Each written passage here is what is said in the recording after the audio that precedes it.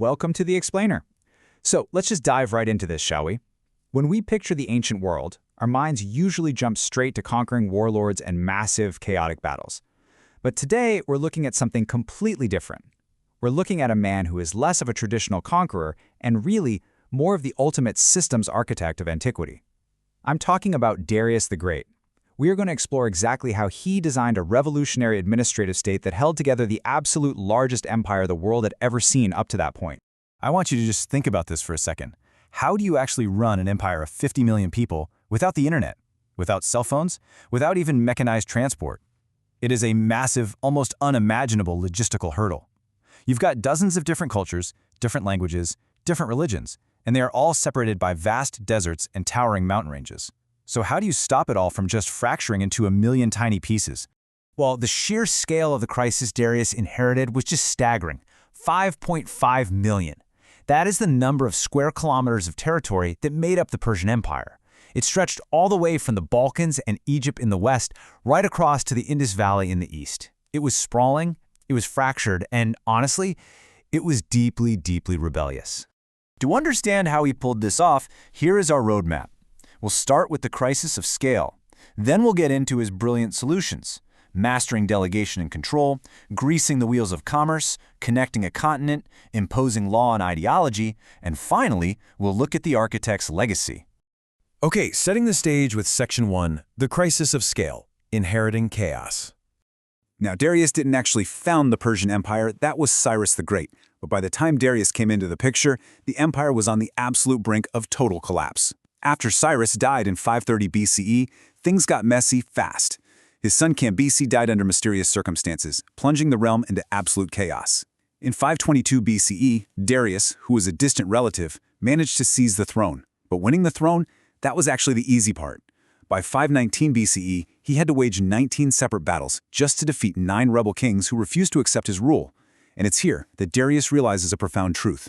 Swords can absolutely conquer an empire, but they cannot hold it together. And that massive realization leads us right into Section 2, mastering delegation and control, the satrapies. Darius knew he couldn't literally be everywhere at once, so he instituted this brilliantly engineered system of decentralized regional hubs. He chopped the empire's administrative divisions into 36 distinct provinces. At the head of each province was a satrap. You can kind of think of the satrap as a regional CEO. They were given a huge amount of autonomy to manage the highly diverse populations in their specific area. They oversaw local administration, they acted as judges, and they were actually often chosen from the local elites so the people would respect their leadership.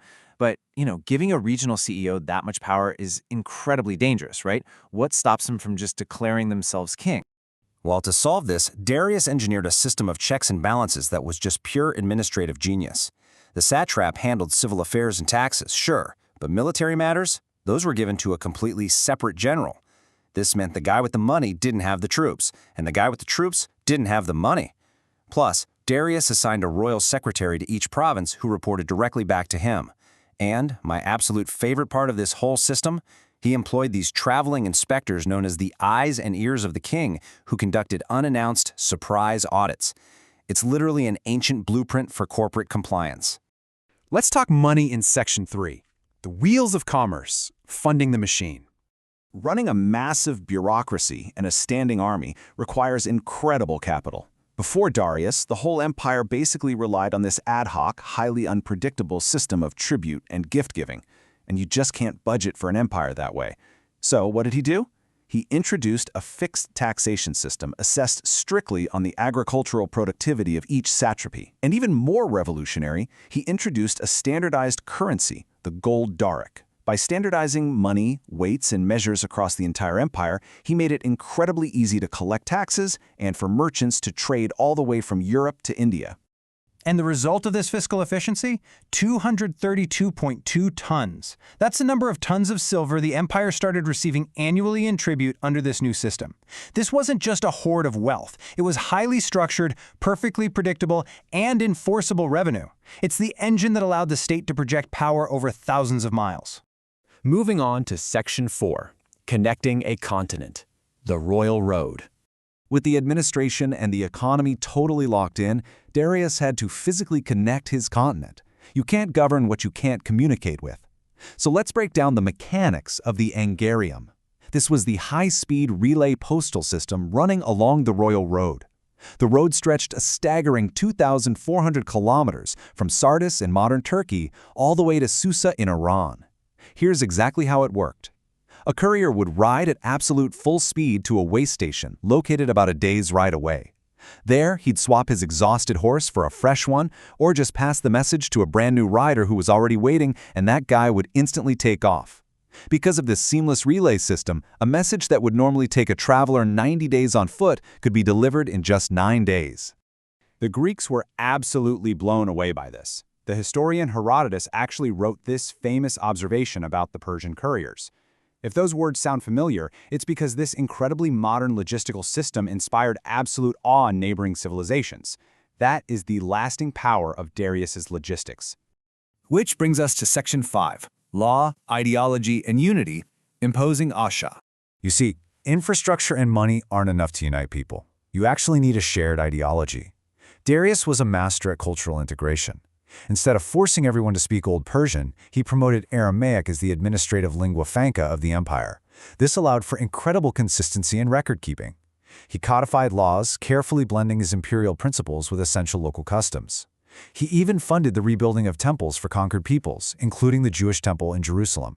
He figured out that cultural diversity, when managed with respect, was actually a massive strength that prevented sectarian grievances from tearing his empire apart.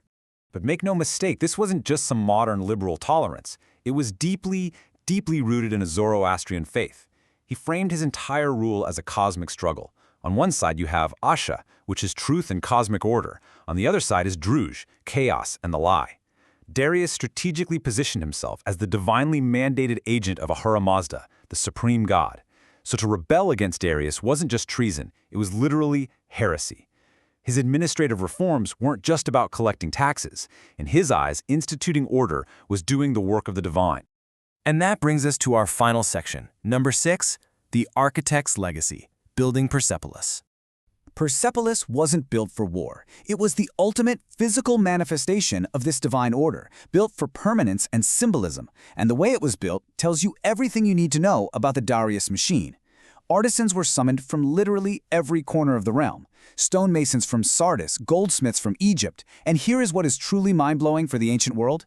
Administrative clay tablets found at the site show that these workers were paid with standard wages of wine and grain. They were not driven by the lashes of slave labor.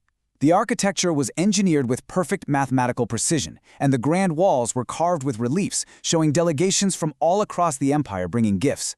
And in those carvings, they're shown in their own diverse clothing, treated with respect, moving in perfect harmony. It was Darius's exact vision of unity made visible in stone. So as we wrap up this explainer, I really want to leave you with a final thought to chew on. How much of our modern world runs on the administrative blueprint drafted by a Persian king over 2 millennia ago?